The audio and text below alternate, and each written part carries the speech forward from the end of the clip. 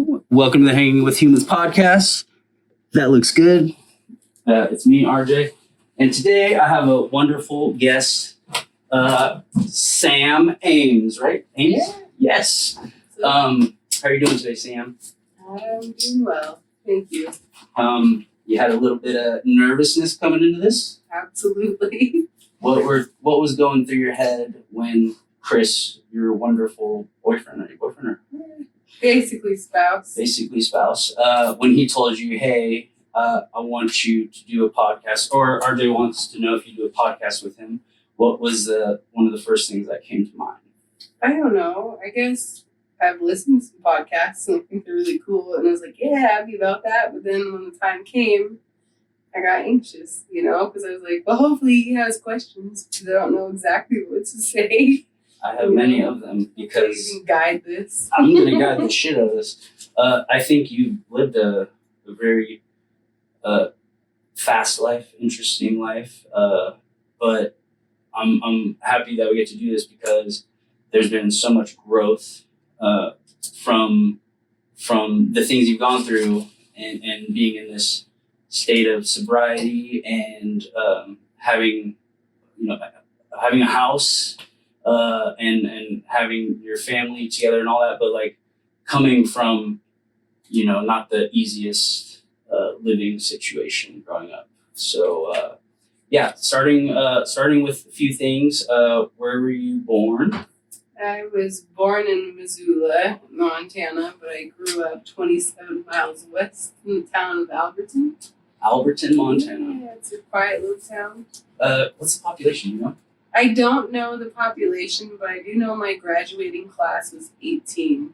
18. And my ADA was 11th in my class. That's tiny. That's so crazy. So Alberton, Montana, is it known for anything? The bookstore. There's a bookstore there that's like I don't know. It's not the what is it? They have like the silver dollar bar. Mm-hmm. But this bookstore, I don't know, it's a historic place for how many used books it has. Really? But I mean, What's it called? It's just Montana Valley Bookstore. I love books. I'm gonna check that out. Yeah, it's pretty cool. And the lady that owns it, I've known her my whole life. She left the keys in her pop machine once, and we opened it up and stole a bunch of soda and all the change out of it once, and had to write a apology letter. Got busted, obviously. That's what. But she was kind enough not to seek out penalty from the law. Yeah. Punishment. Yeah, dude, it was cool, and I don't know, she's a cool lady. So you grew up in Alberton. So we were kind of talking about it. You grew up around your parents were musicians, Yeah. right? So you grew up around the bar scene and that playing music in different little bars and stuff like that. Growing up around that. Yeah. What was growing up in Alberton like for you?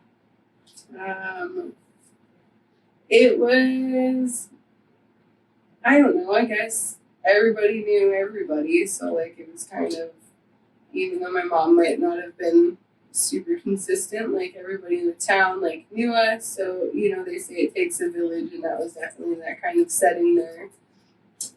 My mom's parents owned the bar originally. It was Chet's back then, and now it's Trax. And so she'd bartend at Trax or Chet's. Mm-hmm. I don't know, and they played a lot of music, and the park's named after my mom. And then in Missoula, my mom played at the house band at the Top Hat. Her band was the Night Snackers, and she was the lead singer of it. And That's a sick one. So I grew up at the Top Hat, skipping school to drink Shirley Temples and play foosball.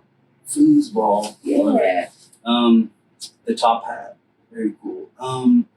So kind of what I do with the podcast is let people tell their stories, but of kind of hardships and things that they've gone through, as well as the good things and but things that they've overcome to kind of just show people that we can get through these things, because I've been everywhere and a lot of us go through all the same struggles, but you wouldn't know it unless you actually heard it or seen it, you know. But there's a lot of people in small towns all over that probably go through a lot of the same things. So I guess learning about, let's start with your parents. Can you tell me a little bit about your mom and dad? Well, obviously they were musicians. Yes. My dad won the gong show at 17, and he played like the dobro and the banjo. And then my mom grew up playing guitar and singing, and so when they came together, there was a lot of, I don't know, I guess what musicians have, you know, I'd say sex, drugs, and rock and roll, but I don't like to say that about my parents. Drugs and rock and roll. Yeah. I don't know. And they, you said they did like bluegrass music. Yeah, absolutely. That's very cool. Music kind of runs in the family? Yeah. There's a word that you threw out, luthier. Yeah. And that's a new thing that I learned today. And that's a person that like builds, fixes. Yeah, fixes. Is it just different instruments or just guitars? I am not 100% certain. I believe that it just pertains to guitars, because I know that right now my brother is one of the luthiers in Missoula, and he primarily works on guitars.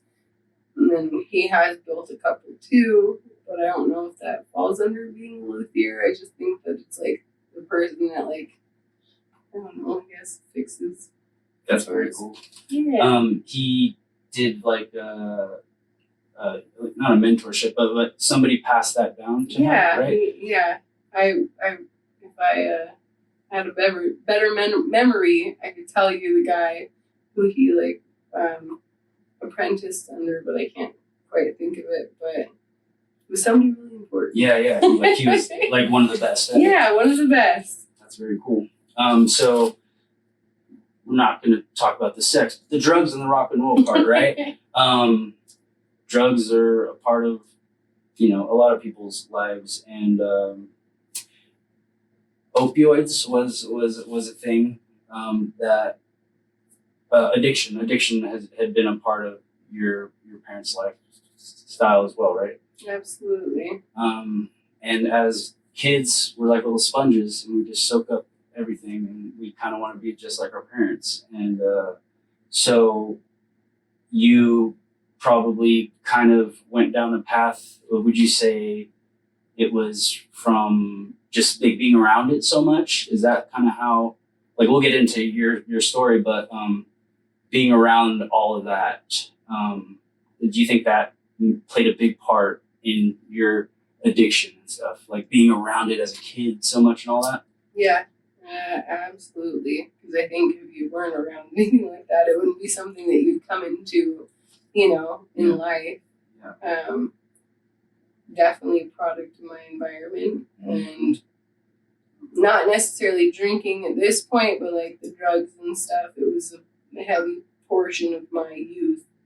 Yeah. And I think in my younger years, I was more, I don't know, I guess, adult about it, because my parents were playing music and gone a lot. I played more of like the parental role in my adolescence, and so like I don't think it was till, I don't know, later in life that it actually really was a big issue to me. I think I was very responsible at a younger age, but it shouldn't even have been a thing to start with. You know, it shouldn't have been a thing in general, but it was. You grew up pretty fast. Yeah, absolutely. Opioid addiction, and then drinking. Your dad. Yeah, my dad was a big alcoholic. I mean, it goes hand in hand with playing music. I definitely sat outside of a lot of bars waiting for my dad to get done playing with his friends, or I don't know, I guess same in turn with my mom, using and stuff like that. Yeah. I don't know. There's a term that you threw around. It's actually the first time I heard it, but eating the cotton. What does that mean exactly? So, you know, when people are intravenous users, you filter the drugs with the cotton. And I don't know, when I was younger, I didn't really know it was when I became a junkie later in life, I understood more thoroughly what that and, what it was. But when I was younger and it was a thing because my mom was a IV drug user, I don't know, I used to eat her cottons and stuff because when I was younger, it made me feel good. I didn't know what I was doing. I didn't necessarily understand the gravity of what it was.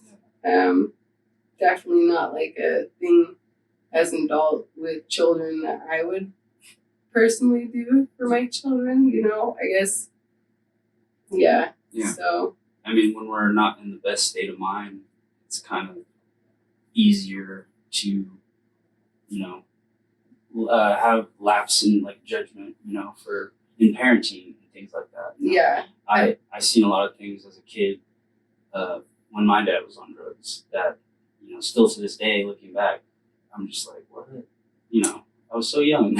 Absolutely. And it's one of those things that now as an adult and having, a relationship with my mom and stuff, it's one of those things that she's kind of blocked out. She doesn't believe it happened. And it's not something as a child I didn't just make it up either. No, that's the thing. I was one of my friends I was talking to on the podcast. She was talking about some abuse that happened as a kid, and she was trying to explain it to her mom, and she was like, I was so young, there's no way I could have made those things up. I wasn't allowed to watch TV at the time. How would I even know what that is, Right. But she's explaining it because that's what she remembers. But yeah, blocking it out, it's you don't want to, the time is so dark, I'm sure, that it's I don't know. I don't remember a lot of my childhood because it was so gnarly, Yeah. I get it. But yeah, no, that's very crazy. So yeah, that's kind of your introduction to it at a very young age. And I guess one of the first big things that happened was, let's see, Dad dropped out, attempted heroin, bathroom. I'm trying to.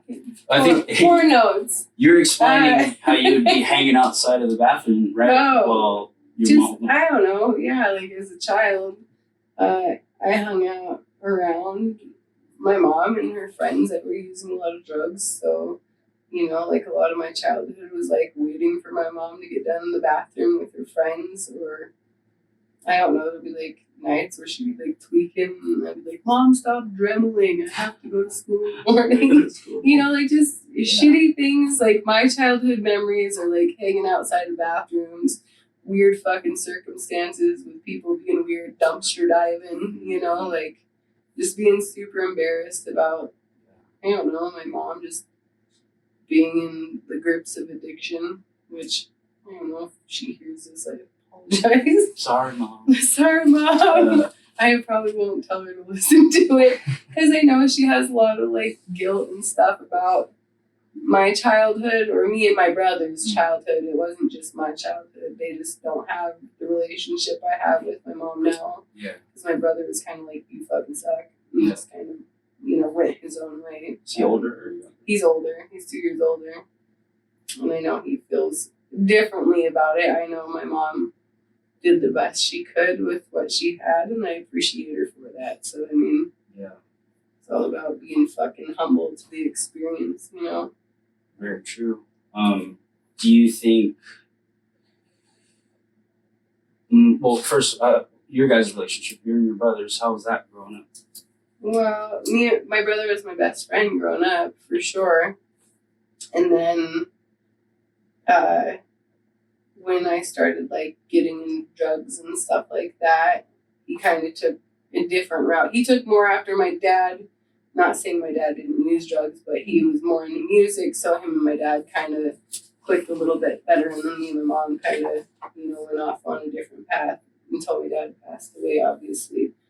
But he was my best friend growing up until, into our 20s, and then when I started taking the addiction route, he kind of dropped off because, Yeah.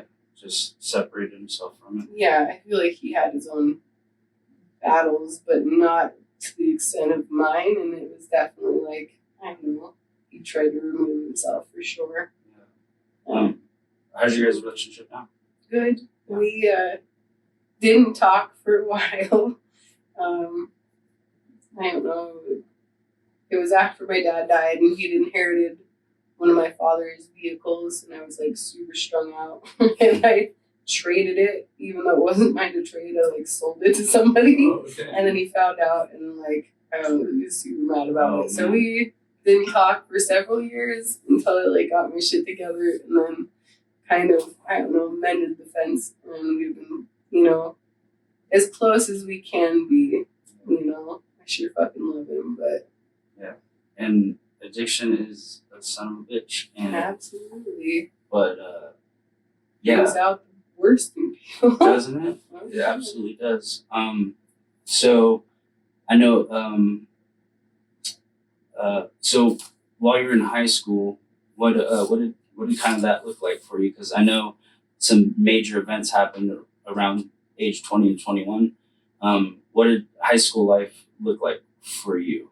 I mean, during high school, I was definitely like it sucked, but I was like the kid that the other parents didn't want their kids hanging out with because my mom at the drug house, the drinking and stuff like that. And so I don't know, there was a lot of like, I guess residual shame from it because of like this stigma upon my family. Yeah. My brother dropped out. My dad fucking left us. My mom was a junkie. She ended up getting in trouble for like an attempted to possess black tar heroin, and like I don't know. And we lived in a really small town, so it definitely was like carries around. Yeah, it fucking left me stained. Yeah. Yeah, there was definitely like a portion of it where like I just wanted to succumb to that fate of being just I don't know, part of a piece of shit family. But I don't know, I definitely like recovered a little bit. Yeah. No, you're doing great things right now.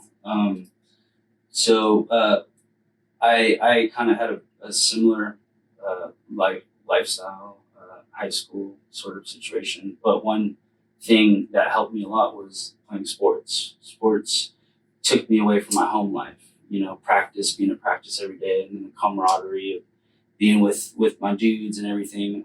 You played sports too? Yeah. Basketball and volleyball. Absolutely. I was MVP and VIP for my junior and senior year. And then I went and was like part of the basketball conference, and I represented, me and this other chick represented Alberton for like the western side of the state. I don't know. There was, obviously other people from the western side of the state, but yeah, it was cool. That's a big deal though. It was nice, and then my coach was super cool because, like, at that point, I wasn't super into drugs, but I smoked a lot of weed. Mm-hmm. And my coach was like, "Man, I don't care if you smoke, but like, you show up and you do good." So like, it was like the first like kind of support that I got from like a mentor person in my life that was like positive and accepting me as is. And I don't know, we're still like friends on Facebook, and I follow him with his kids and shit. And like, I don't know, it's kind of it was one of those wholesome relationships that like I've held dear to my heart. Those are important when your mom and dad, aren't there to give the right lessons and give the right support and stuff like that. Like, yeah, he definitely like had my back and believed in me. And I don't know, there's definitely a couple of those people in my childhood that like meant a lot to me. That's amazing. For that fact. Can you think of anyone else besides your coach that was that type of support for you?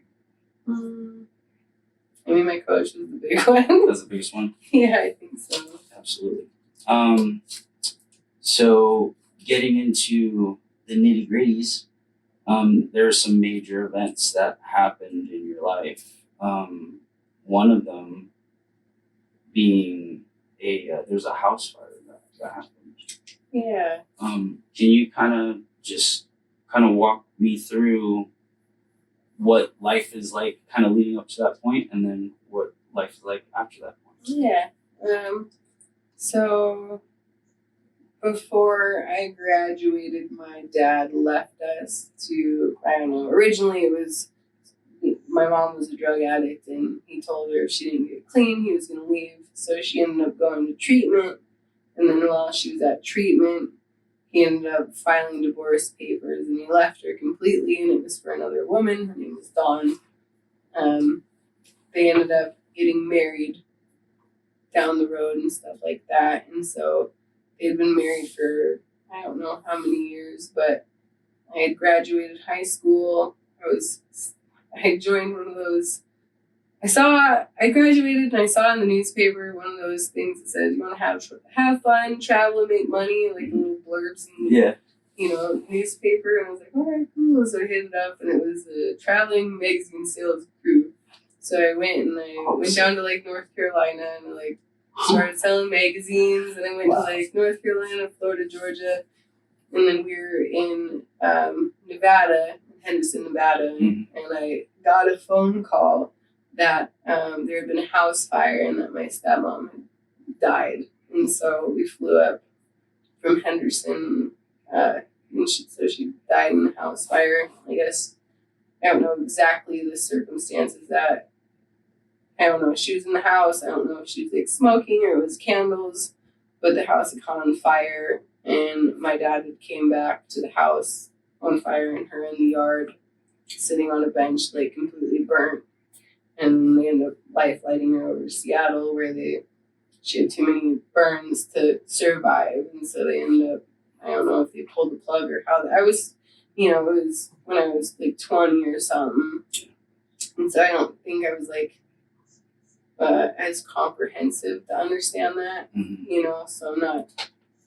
If it was something that had happened now, I would be able to have better detail, but I was young and dumb and, wasn't at a place to be receptive to that. So yeah, she passed away. That's pretty gnarly. And you guys didn't have like a terrible relationship, right? No, I liked her enough. I mean, originally I didn't like her. The circumstances were kind of weird, right? I mean, I grew to like her. She wasn't a horrible person, and I liked that my dad loved her. And but she didn't mistreat you. No. Yeah, that's awesome.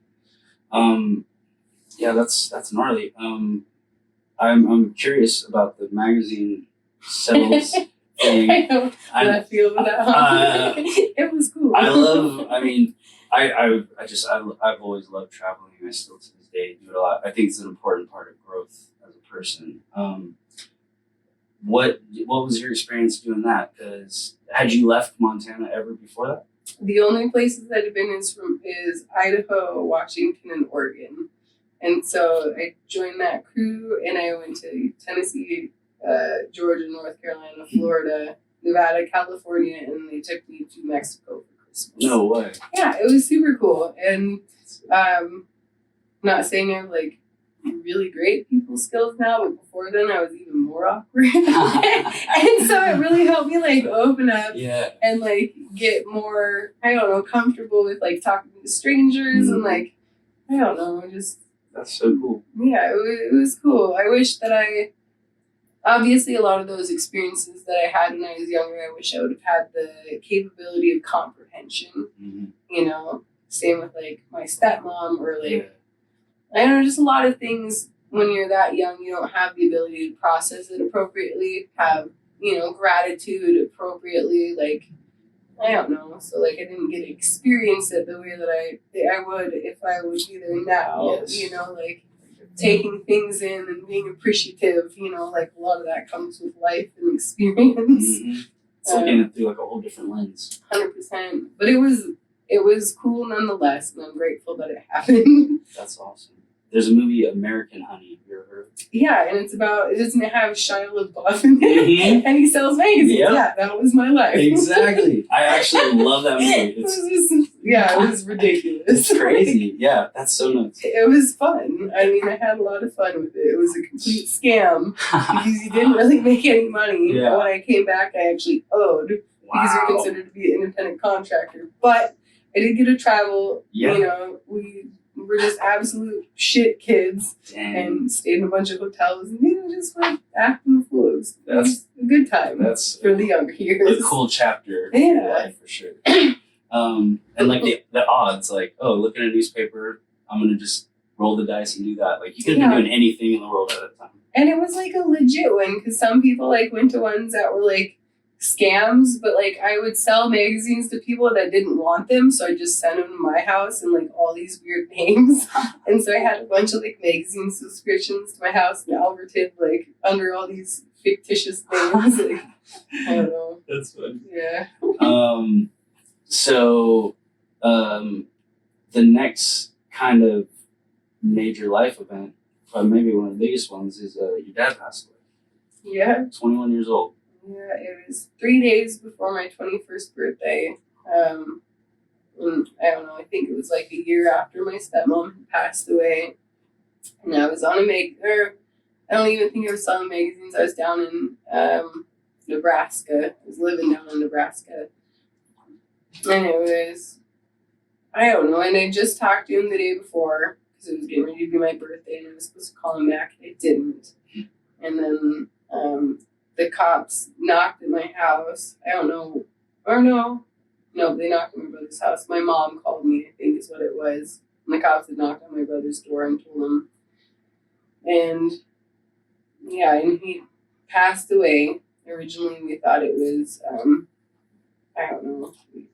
What I was told was sleep apnea, but when the coroner's report came out, it was an accidental methadone overdose. And he died at his best friend's house on the porch. He was sleeping on a hammock or something. Played music. It was a good time though, because they played music. They drank. They were like having a good time, and he went to sleep. And then he couldn't wake him up the next day, and then they called the ambulance, and then he was pronounced dead. And so there's a lot of worse ways you can go out there, for sure. Yeah, it's kind of. There's definitely after Dawn had passed away, you could see. I don't know.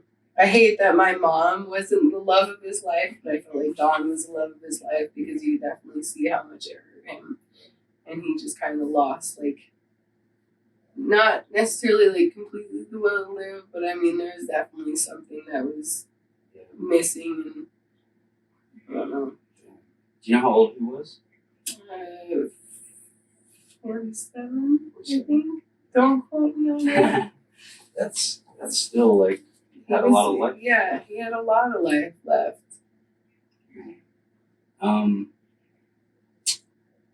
Do you think if you see you right now and because you have good things going on and there's been a lot of growth and change for the better, do you think you'd be proud or what do you think you think of you right now? What kind of question?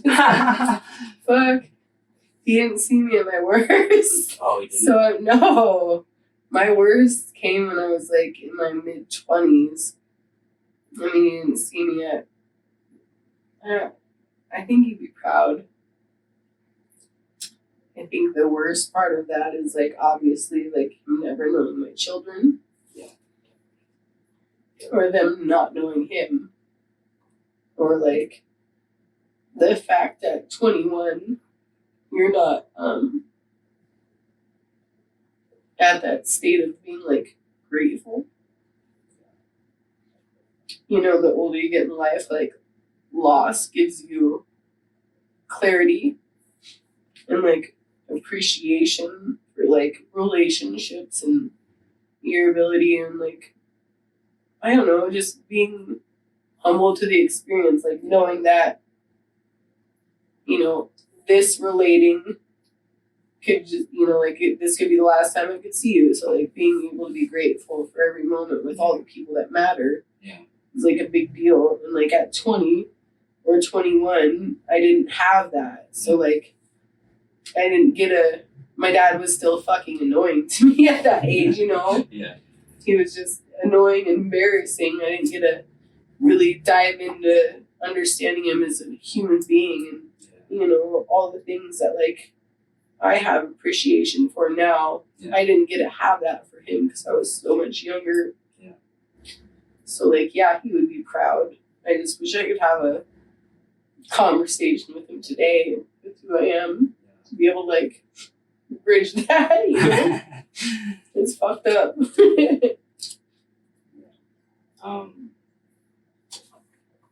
Yeah, I'm sorry that happened. That did that kind of start like the spiral for you because you got into addiction, and was that like a main thing that's like because he lost the love of his life and it took away something that led him to kind of there.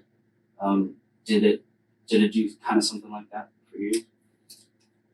I don't think that it was a catalyst for my spiral. I don't think that I don't know. I think it would have happened regardless. It wasn't like the reason for my downfall. Yeah. I think the lack of support didn't help for sure. I think that I was already destined for that path of addiction though. Yeah. From a young age, you know, and once I got older and was able to like branch out to being my own person and forming other really poor relationships with men and life. Yeah. It just kind of all was it was all a factor. I don't think him dying was like it was gonna fucking happen regardless. That was the path. Yeah, that kind of failure was I mean, I am a product of my environment, so like that path was meant to be taken at a young age. Yeah. You there's let's see here. Opioids was a big part of the destruction of you. Yeah. I mean, I from a very young age, I had done a little bit of everything. You know, like the first thing I did was smoke weed when I was in like third grade, which is super crazy thinking about it now. Like, looking at my children, you know. Yes. I know when I was in fifth grade and I was at a basketball tournament, my mom gave me a lower tab, and I ended up puking all over basketball court. Like, so you know, like in the cottons and stuff, like it wasn't far after that. Like, so you know, before I was even in junior high school, I was like, you know, fifth grade was smoking dope, and so like it was all there at a super young age. I managed it very decently as a child who shouldn't be fucking dealing with any of that. Yeah, I would, because I was the parental figure in my life. You know, I didn't have somebody telling me you can't do this, you can't do that. I had to like monitor that myself because I was trying to do the best that I could. So I was very like well adjusted for a child. Yeah. And then I don't know, definitely. You know, after my dad died and stuff, I started having like knee surgeries, and I broke my hand, so I had that kind of surgery, and so I definitely like dove into pills a little bit more, and then like started doing oxys with my mom, and yeah, I just kind of fell off really bad. I guess I don't know. It's weird because it progresses so quietly. You know, one moment it's something that's so simple and like extracurricular, and the next thing you know, it's what you're like. The world is. Yeah, it's like eclipsed into something that, you know, like, because I used to, when I had my first couple of surgeries, I traded my pills for weed, and then as I got older, then I'm like trading all the weed that I could get for pills. Yeah, and it like definitely eclipsed, you know, and I didn't start shooting up till I was 27, thank God, because I don't know how I would have made it if I would have done it sooner. Yeah. You know? Yeah.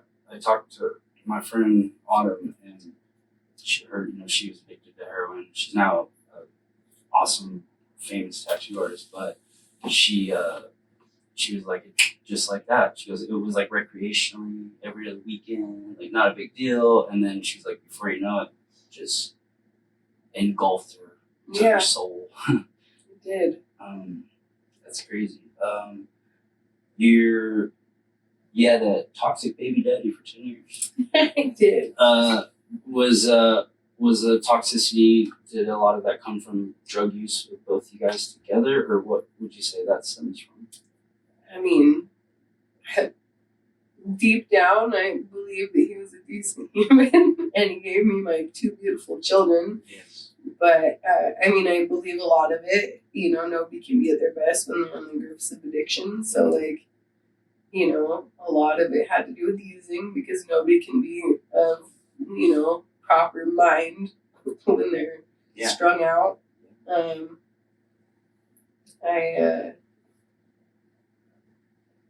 don't know. It's a tough one for me. I'm like, I want to dig on him too bad. Yeah, no, definitely. He's in prison now, and he hasn't seen our kids in 5 years. So, I mean, you know, I was telling you how we had been together. We were together for 10 years, off and on, because we were together for 3 years. I had my oldest son. He cheated on me, and I left him because I found out, and then he went to prison. And then he got out, and he's like, "Oh, I've changed." And I'm like, "Oh, I believe in you." So I got back with him. He cheated on me, and I left him again. And then the third time, the same fucking thing. I love you. I'll be better. I got pregnant the first time I saw him after he got out of prison. So I moved over to Billings, and I was pregnant with my Max, my second son. And shortly after I had him, I found out the whole time I'd been with him in Billings, he'd been selling heroin and using it behind my back. And it was just, I felt so fucking dumb because I'd been clean for 5 years.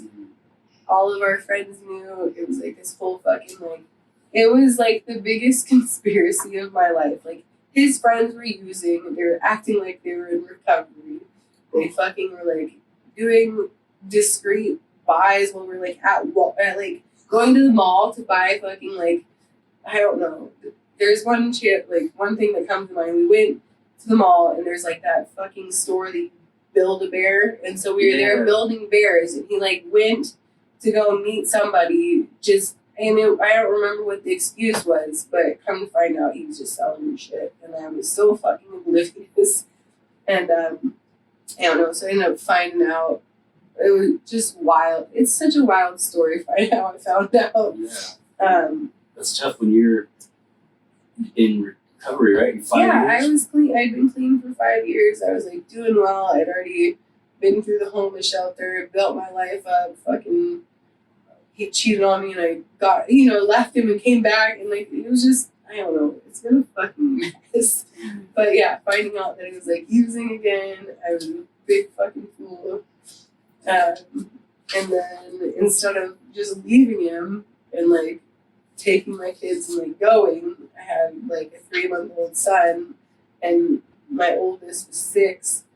Then I fucking was like, all right, cool, you have heroin, you've been selling heroin, like let's do it. Like instead of like taking and saving face and like doing better for my kids, I completely face planted and got super strung out with him.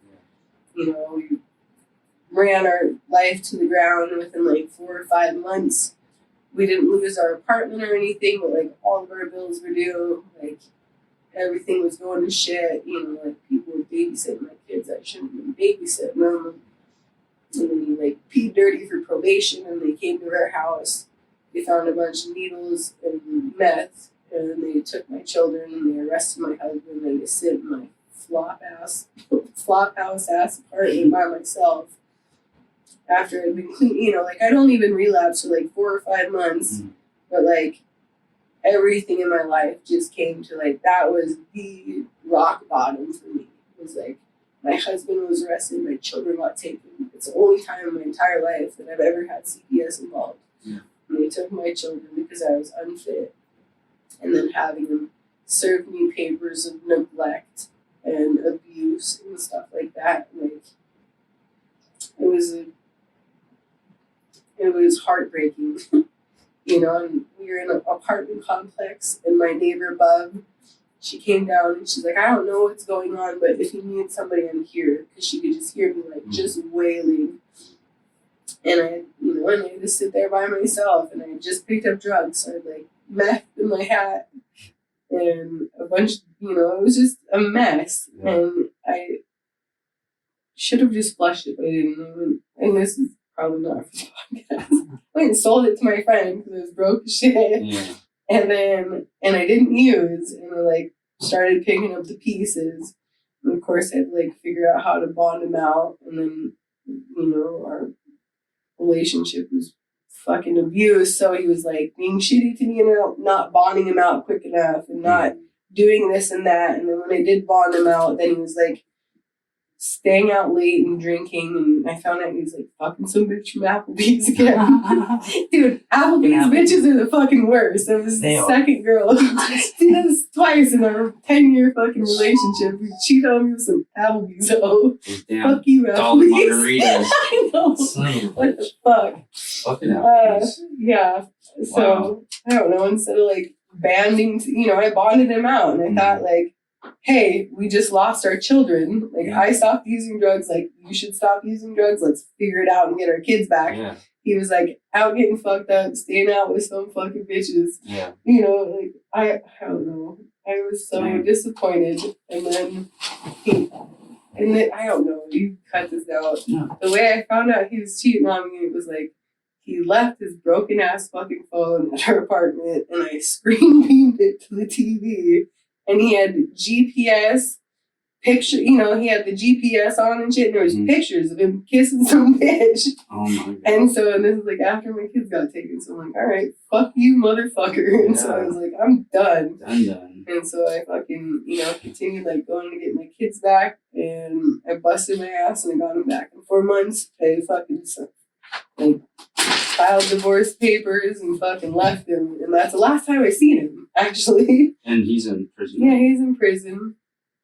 Dang. Fucking asshole. 4 months to get the kids back. Yep. So you were working a kind of a whatever job, right? Yeah, it was I was a waitress at the Dude Rancho Lodge in Billings.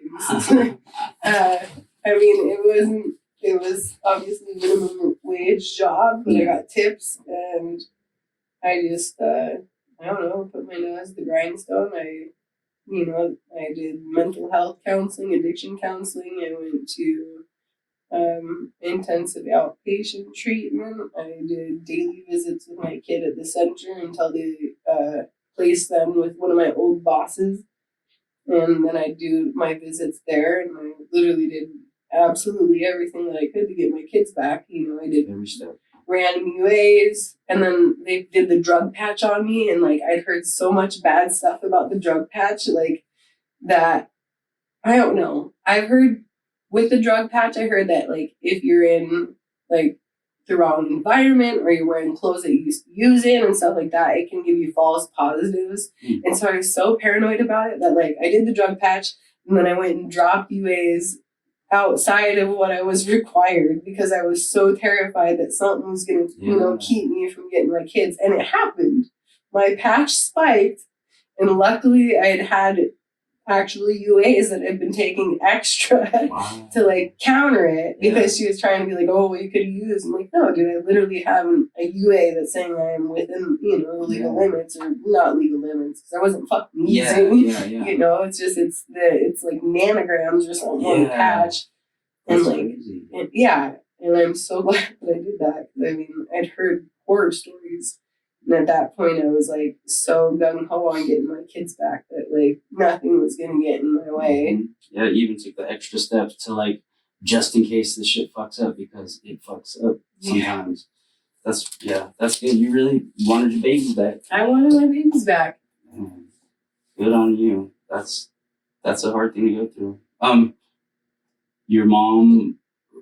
So we talk a little about your mom, but like at the end of the day, she was there, like, for your kids, and like take care of them when you couldn't and stuff like that. Yeah, my mom's an absolute fucking wild asshole, but like even like it's a general theme, and I don't know if it was because of like the difference in like, I don't know, like back when I was a kid, I don't think CPS was as prevalent in people's lives as they are nowadays. Because I think you could get away with a lot more. So I don't know if it was like because of that time that she was able to like squeak through without, like, because CPS was never involved in my childhood, and it's a fucking miracle. But even throughout, like, I don't know, my addiction and stuff, like, And even when I was a kid, she was a big drug addict when I was a child, but like she had a roof for us, she gave me food, and she like tried to be there to the best of her abilities. Like I didn't, like some people that have parents that are addicts, like I'm not saying that the situations I was in wasn't, I don't know, it was inappropriate for sure, and definitely like, but it could have been worse. I guess like my perspective on it was like, well, we had it bad, but like it could have been a lot worse. I wasn't getting raped, or like traded, or like, I mean, I definitely saw a lot more and went through a lot more than I would ever want for my children. Yeah. But like she did love us. She did try. She was consistent, regardless with whatever version. Like she was still there trying, even when she was like out of her mind. And so like when I was like full on in my addiction, to the point where like, I don't know, I guess the biggest thing about my addiction, and maybe she didn't have that, but like when I was using, I told myself that like my kids were better off without me. That's what you told yourself? Yeah. Like my kids are better off without me, and somebody else can do better for them. So like I would stay away from them because I was using. Mm-hmm. And I'd be so hurt that I'd use because I wasn't around them, and it was like this big fucking circle jerk of addiction. Yeah.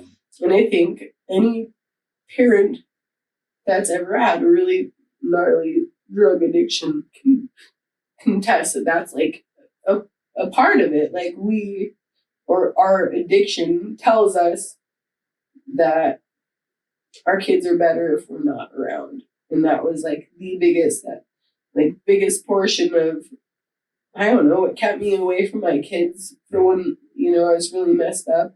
Because instead of having me be super messed up around my kids, I just was not there. Yeah. And in those portions, my mom stepped in to the best of her abilities, and I mean, to this day, like my kids, I don't think remember a lot of my addiction. They don't remember a lot of my absence. Yeah. They do remember their grandma always being there though, and so that's like a big, I'm grateful. So yeah, in all the walks of life, like you said, like all these people that you think are your really good friends, when you get down to the nitty gritty, they're not fucking there. And like, no matter how big of an asshole my mom has been throughout my life, or how big of a pain in my ass she is, at the end of the day, she's the only person that's consistently like had my back and been there for me without, any judgment or like anything else. She's always been there. It's so crazy important. It really is. Yeah. Good on your moms. She's still a wild asshole today. That's awesome. Crazy grandma. Yeah, she's a crazy grandma. That's tight. She'd have my back. I couldn't have my own, so. That's good. I think this was a kind of a gnarly point, but it says 2-year relationship, and then 2-year relationship, mom had the kids, but 10 days in jail, right? Oh yeah. What can you talk about that? And then you've been clean ever since then, right? So after I lost my kids in Billings, and I got them back after 4 months, I would like to say that's my last time using, but as any addict can tell you, like, the moment you think you're done, you're not. And so I'd gotten clean, got my kids back, was doing really good, fell in love, another poor, toxic relationship, fell in love with somebody who liked heroin, and I happen to already liked heroin, so, like, I ended up falling down that rabbit hole again, got super strung out, didn't lose my kids, though. Probably, Were you close? Or to losing them? Or no. No. I had a stable housing and stuff. My mom stepped in, so she was there while I was out running amok. Yeah. She was there with my kids. because I couldn't, I didn't want them seeing me be a junkie, but it was fine for her to be a junkie around them, I guess. I don't know. It was a really shitty, it was, and I'm ashamed, but I mean, shame gets nobody anywhere, so, it is just part of my growth. So right. So fell off for 2 years, and then that really shitty toxic love that I was in, he ended up dying in a car wreck, and it completely broke my heart. But I don't know, it was like one of those things. I'm not like a big God person but I remember we were in such a toxic cycle of like abuse and like, I don't know, PFMAs and like that whole, just a really, really bad cycle of toxic love, and my kids hearing me get beat and stuff like that. Like, I remember praying, and I wouldn't pray to God, but I was praying to the universe, like, I don't know how I'm going to get out of this. And it makes me feel shitty, but he ended up getting in a car wreck and dying. And I'm not saying like that was the only way out of it, but like there is a part of me that feels like the universe had my back in it. I don't mean to say that in like callous way, but there's just some situations that like I don't know how I would have got out of that cycle with any other alternative. Like I would never have gotten clean again because his love for heroin was vast, and I loved him even more, and I just fell victim to that cycle, and so he passed away, and it absolutely like broke me. And it took me, I don't know, he died in September, and I fell off really, really hard, and I really didn't care for a little bit, and then I got arrested in January in Idaho, going over to pick up some shit. I'm so glad it was on the way over instead of on the way back, because it was a simple possession. And I went to jail for 10 days, and it was just long enough to like get my mind right.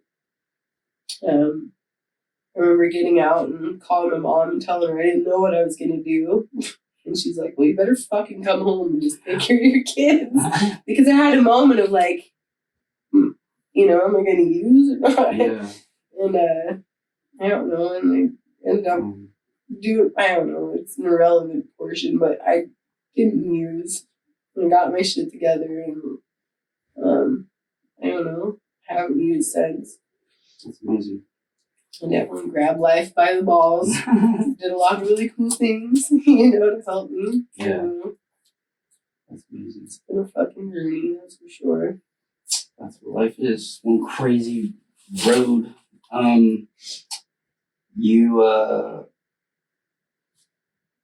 You went from living in a homeless shelter to having the opportunity to buy a house. How did you get to there? Well, you moved to Glendive, right? Where we're at right now. Yeah. Can we just, let's go with that. I have excavating job right now. I have moving to Glendive.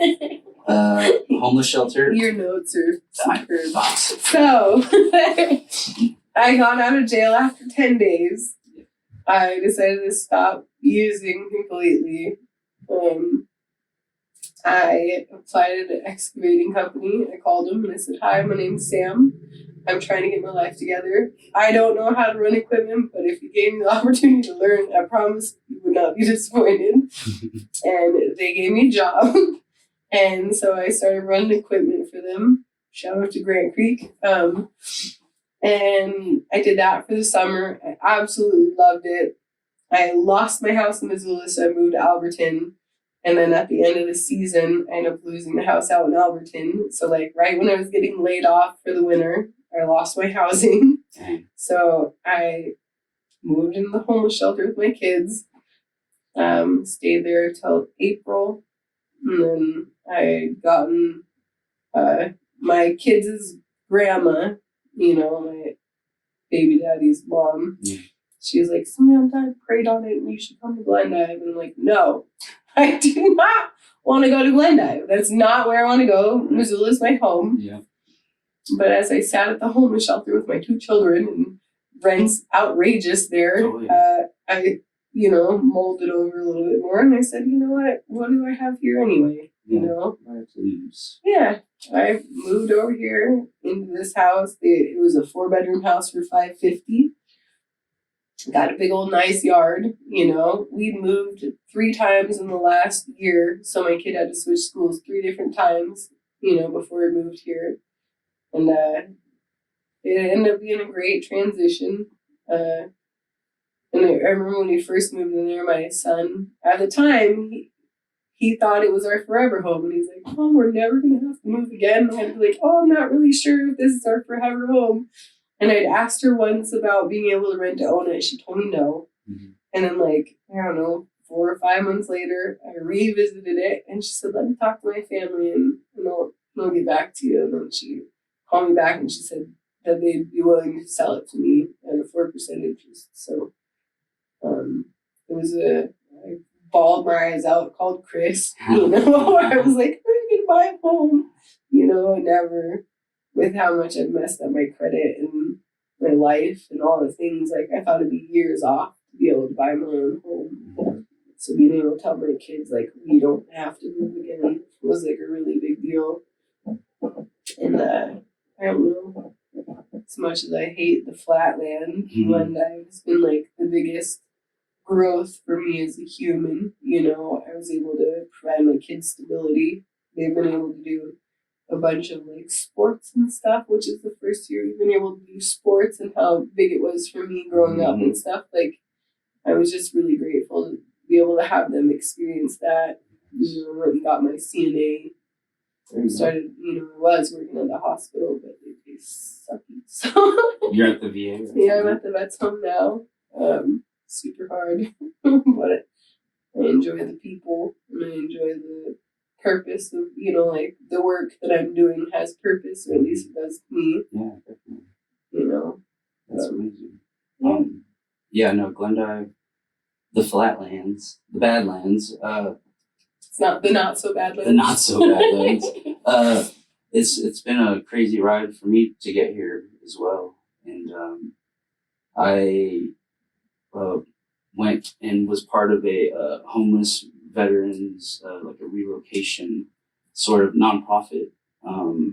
And for some reason, the name escapes me. It makes me sad that I can't remember it. But some amazing people in Billings that helped me out very much. And I owe them a lot. I'm very grateful for them. But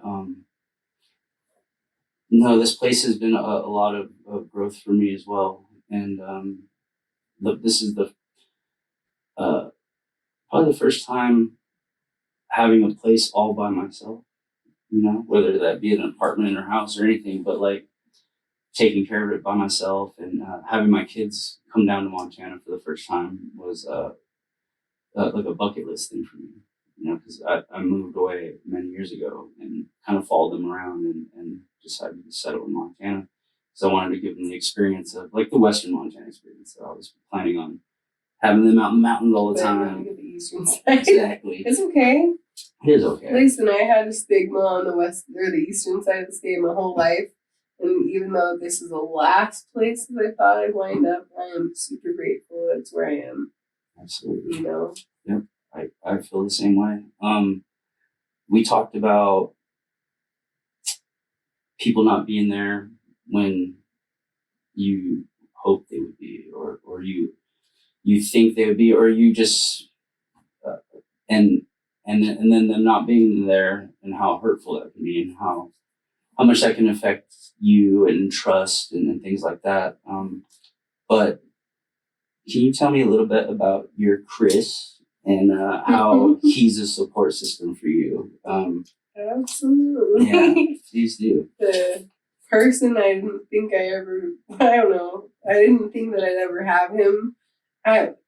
When I first met him, obviously I've had a slew of poor relationships and really shitty men in my life. And so when I met him, I wasn't at a place of self-worth or this, I just didn't think I was deserving. And so when I met him, he was unapproachable to me. I'm like out of my league. And then come to find out down the road, he just liked me too. And I don't know. And then just being guarded and stuff, I wanted to wait to see if he was really about, I don't know, just regular ass life, you know, because I'm done following a person that I think is for me in the situations that aren't, you know, like I am wholeheartedly like after this last stint in jail, being there and think, because I thought I was going to go to prison. I have a lot of felonies, and I thought that I was going to go to prison. And so when they let me out after 10 days, I had this grand realization that, like, their dad's not there for them. Every child deserves one parent that's going to step up for them and put all their shit aside. Given addiction isn't something that is even, you know, that shouldn't even be an issue. You know, it's not something that should even be an option. But, you know, poor choices it was. And so, like, at that point, like, understanding that, like, my kids need a parent and that parents gotta be me was, like, a big deal to me. And so, realizing that I would no longer let that, I don't know, other situations get in the way of me being a good parent. And so, like, he had expressed desire of wanting a relationship, but obviously he's got his own walks and his own issues with addiction and stuff. I wanted to make sure that he was like really about it, you know. Obviously, because I've had my own problems, I wanted to give him grace, and we've had a couple of hiccups, but he has full-heartedly stepped into my life as a supporter and the perfect partner, the perfectly imperfect partner, because nobody's perfect, you know? Yeah. And he is taking it with stride, and I don't know, I've never had support like that. I'm very happy for you. I'm gonna look for my own Chris out there, but a female version of it. Oh, he's an asshole, but man, he's worth it. He's my asshole. He is my asshole. We could only get into how we really met the first time. Well, I'm planning on interviewing him good. too. He's got a good story. He's probably a little better talker than I am. He can talk. I know, he's a talker. He's a talker. How he got me. That's and so you're redeeming right now. You know, this portion of your life, this chapter. There's a lot of redemption. I feel like. Absolutely. Probably a lot of things your dad would be proud of. Yeah, I'm sure your mom's proud of you. Do you? Oh, this is like a random thing before I forget though, because we were talking about Alberton and it's just a random little thing, but Circling back. The park in Alberton. Yeah. Just because historically it sounds cool. Can you like kind of explain what's up with that? Well, you know, obviously, like, I grew up in Alberton. My mom's family is from Alberton. The park there, the bar used to be my grandpa's, but the park is now dedicated to him. It's the Hank Road Memorial Park. The house I grew up in was made from the old Milwaukee Railroad logs because the old Milwaukee Railroad ran through Alberton. So the house I grew up in was built from that too. Yeah, it was kind of a, I don't know, weird. That's pretty cool. Big shit in a little town. No. That's pretty cool. Yeah, it's kind of cool. What are your future plans? You've already accomplished probably a lot more than you thought you would, or at least in the time frame. You're 37. You don't look that at all. What do you got planned for these next couple of years? I know your kids are in sports and stuff. Are you enjoying watching that? And yeah, seeing my kids play soccer was like the coolest experience because, you know, a lot of the things that I have now are things that I didn't think were possible. And it seems so simple, but like, I don't know. a lot of my friends, like drug addicts like me, usually don't get their kids back. Drug addicts like me don't usually, excel and like fix things. Like it's usually jails, death, and institutions. Like a lot of my friends have died. A lot of Chris's friends have died. Like or in prison or repeating the same toxic cycle. So like it seems so simple to a lot of people that haven't had that kind of life, but like being able to, have them in sports or like show up for their concerts, my kids in band, like all that stuff, it seems so simple and like innocent, but like to someone like me, those are huge milestones. So yeah, it has been absolutely a lot of gratitude for being able to experience that, because there was a time in my life where I didn't think it was possible. It's amazing. I just got back from doing Christmas with my kids in Kansas. It's a big deal, man. It's like I was saying earlier about like comprehension is key. Like there's so much stuff like in my younger years that I took for granted that like, I don't know, after a lot of loss and a lot of pain and stuff, it humbled me to the experience, and now I'm able to like, I won't say fully comprehend because I don't think, I can understand it to the best of my abilities, but it is vast at this point in my life, like I have a lot of gratitude for that stuff. Simple, small things. Yeah. And I guess that's, why when it comes to like wanting more, I don't really want a lot more because I got everything that I need. I got absolutely everything that I need. Yeah. Yeah, it's like when you don't have nothing or you've gone through everything, just having stability and just having, those little things like going to the soccer games or just like, that's everything. Because you don't even think, it's possible. And you take, like unless you've been through all the things, it's something that's taken for granted, Absolutely. And at this point, I don't take any of it for granted, so I feel like completely blessed, and I don't know, I'd like to yearn for more, but I don't. That's what I got him for, to push me. I'm cool with just being a mom, a consistent mom, having a roof, having chickens, all shit, I got everything. That's amazing. Yeah, you guys have done it. And, Chris is a go-getter, so I'm sure whatever more goals or, even if they're little ones. Push it and I'll support it. We'll push it. I'll ride that coattail. Yeah, that's awesome.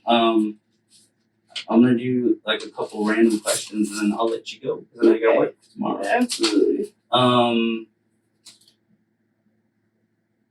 Where's your favorite place you've ever traveled to?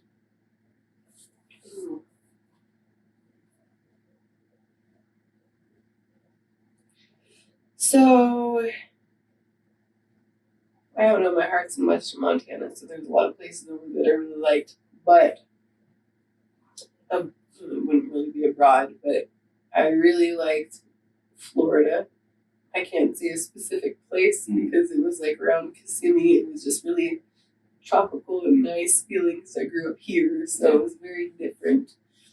And obviously the fruit trees were phenomenal. But Multnomah Falls in Oregon was one of the really cool experiences. I don't know. We took some GHB and walked up these waterfalls. Walked up the creek to a waterfall. It was like a really wholesome experience. That's awesome.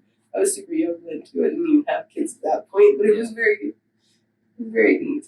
I don't know. It's very cool. What's the coolest place you've been to? Whew, man. It's hard to just say one. I know. Let's see. I'm gonna think in my memory banks real fast. Actually, I just got back from Portugal not that long ago. Did you? I did. It was like the first time in many years that I've been, but I didn't realize how central my place is to like all the cool things, things.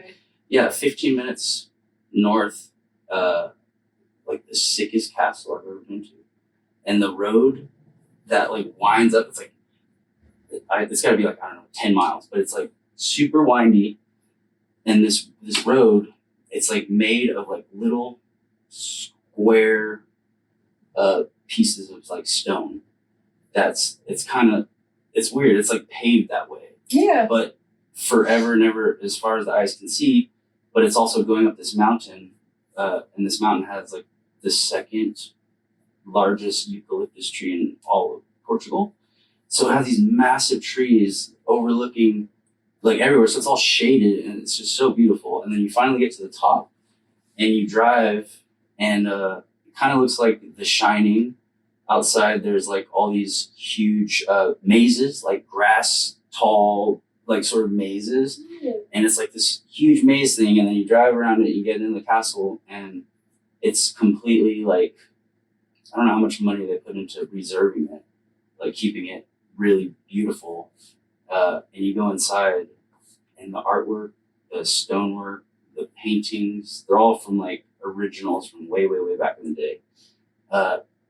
And me and my dad and his buddy Victor, we sat down, had coffee, and it used to be like the King's, where he would eat and have brunch and have people.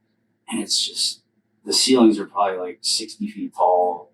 And then I walked into another room, just kind of sneaking around, and Victor, he was like, you can actually, like, you can reserve and eat here, like restaurants. And sure enough, I go and I look, and there's like this beautiful menu, and it's just a place that like I'm absolutely gonna go back and have dinner there.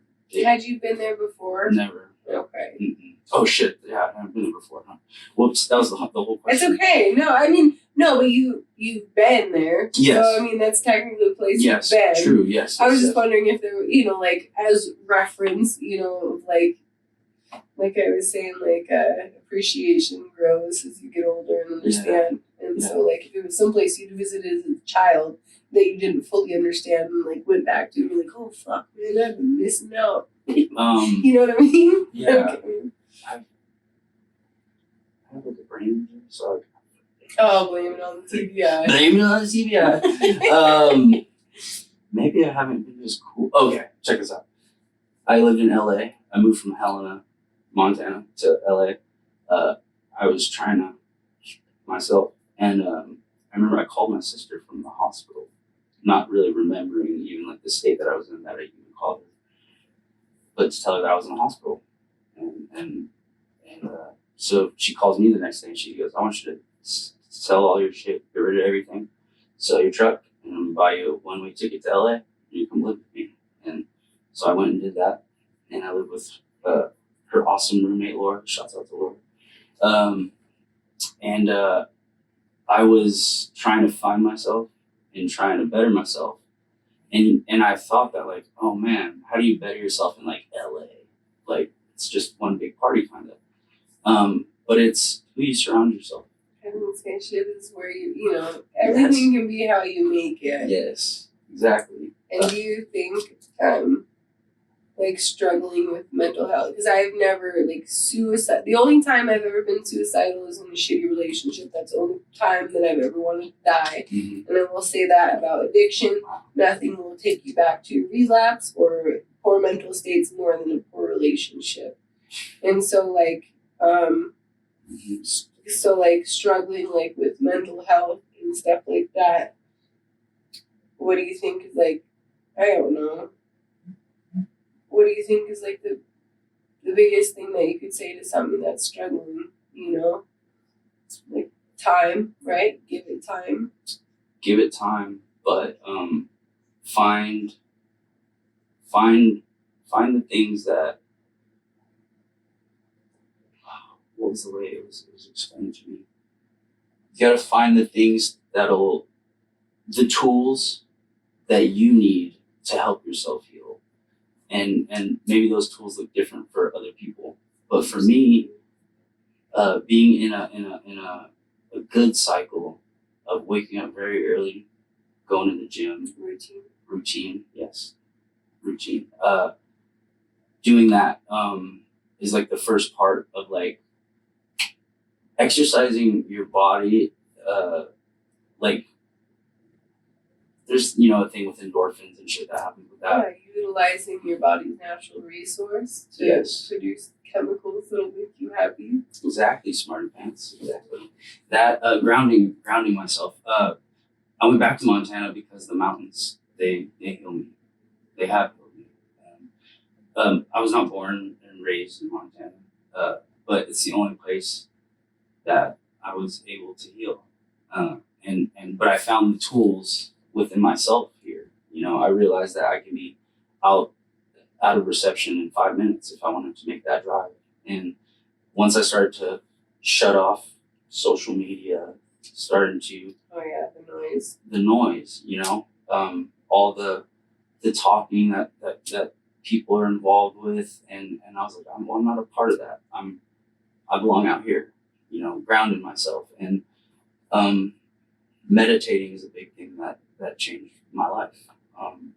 And my sister, I watched her get into that, and she's like my hero.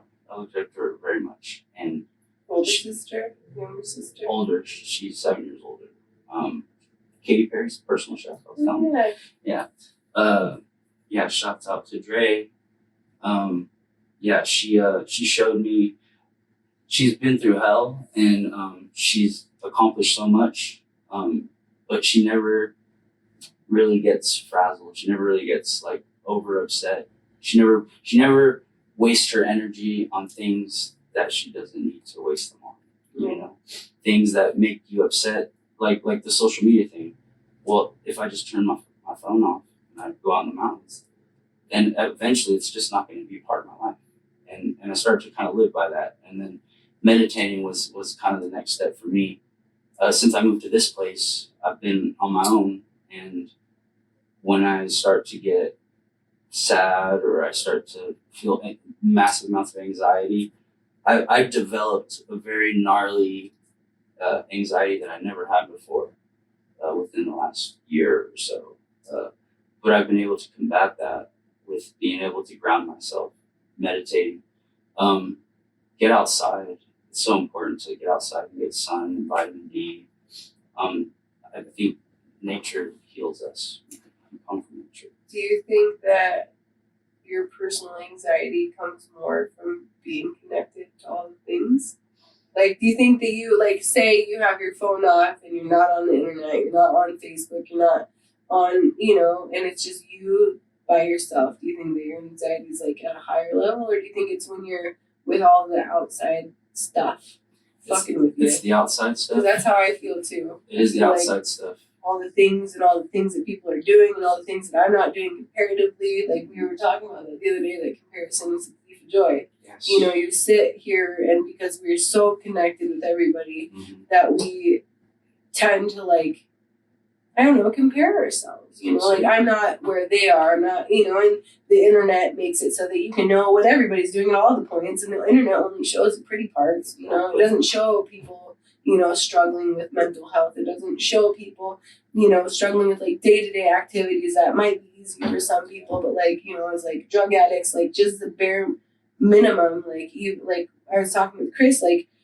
basic things like doctor appointments, like scheduling, like, all these things that are just very simple to like regular people, like are huge feats for us. And then like being able to see people doing it with such ease makes us feel insufficient in some way, shape, or form. And so, like, definitely, like, having that, it's cool to be connected, but, like, sometimes it's not cool because it robs us of just our individual experience, Like, we're too caught up in fucking comparing ourselves to what we don't have versus what all these other people have, which what they have is probably even fictitious because it's all fucking put on, You only show fake. What you want people to see. Yeah, it's all the glamorous shit, and life is very unglamorous. It is. It is. I struggle with it because I know how much I have to be connected because of this. Yeah. And it's always beneficial for a business to be involved in the social media marketing and advertising aspects. But my thing now is just finding the right balance. Yeah, the happy medium, because you have to do what you need to get it out there, but also for your own mental well-being and health. As soon as I put something out, I walk away. I don't look at anything. I mean, there's so many people like negatively, like my son keeps talking about how he wants to be like a YouTube star, TikTok famous. I'm like, no, you don't. I was like, that is such a. I mean, like, it would be phenomenal if you could, land that. But I don't want you sitting there constantly worrying about what some stranger thinks about you. Exactly. As a parent, that's the last thing that I want my kid doing. I understand where you're coming from for this because, like, it's a very healthy, like, spreading awareness, sharing stories and, like, people's triumphs and stuff like that because it is helpful. It is nice to know, at the end of the day, you're not the only one struggling or, like, hearing people's story because somebody else might relate and give them strength. But, like, I don't know. You nailed it exactly, though. Yeah. It's very much a double-edged sword for me. And like even if you just look at like the suicide rates in kids and teenagers, especially in young females, since social media became a thing, the numbers are staggering. Absolutely awful. My kid wants a phone. I'm like, nope. He's 12. He still doesn't have a phone. He doesn't have Facebook. I don't want him to have that because when you're that young, you don't have the awareness. Like I said, comprehension's key. You can't comprehend shit at that age, and I don't want him feeling like he's not good enough or, I just don't want any of that stuff that, like, social media brings. It's crazy. They like take iPads away from little kids. You see the videos of it, and they just go like... Dude, we've had to fight tooth and nail to keep our kids off of YouTube, because they like... grandma lets them take their phone, they get on YouTube, they doom scroll, and then it's like this, it's like an addiction. It is. I don't know. It's messed up. So the best for them. Anyway. What I do, like I do marketing and advertising for other people and their small businesses. But all I do is me and JJ, we go walk and I have flyers over there, business cards, and I just go talk to people. I meet people because that's what I do with this. Yeah. But yeah, it's eventually I'd like to get this to a point where I don't have to do it at all, and people just know where to go to find it. And all I have to worry about is doing this part, which I love. This is my dream right now, being able to sit, talk, interview people, because I learned so much about myself. I start to think about things I've gone through, and I don't know. I feel like everybody just benefits from it. Yeah. But yes, to answer your question, like what was it good? Something about it's okay. How terrible. What do I do to mitigate the mental health issues and stuff? Meditating has been a huge thing for me. Nutrition, what you put in your body is so important. I stopped drinking 2 years ago, around then. That changed my entire world. I would not be able to be doing this right now if I was still drinking. Would not be able to do that. So that has been a huge thing. So yeah, not everybody needs to like quit drinking or do anything. I don't know. It's everybody's. I mean, you can only do what's right for you, and I think if you're drinking excessively, everybody could deal with not drinking a little less. But it goes with anything. Exactly. Anything to an excess is, not fruitful. So. Exactly. Finding the balance is key. It is key. I think we nailed it. Last kind of thing though. Okay. If you want to thank anybody, or if there's any shout outs or anything you want to put out there, now's your time. And then maybe if you have anything to say on mental health as a goodbye, on your take, I'd love to hear it. Okay. I don't know. I'm so awkward. I'd like to shout out to my fantastic husband back there sleeping. Obviously you for having me, my mom, because she's been an asshole, but my biggest supporter, my beautiful children, and I don't know, all the people that believed in me on the way, but I couldn't believe in myself. Obviously on mental health, an addiction.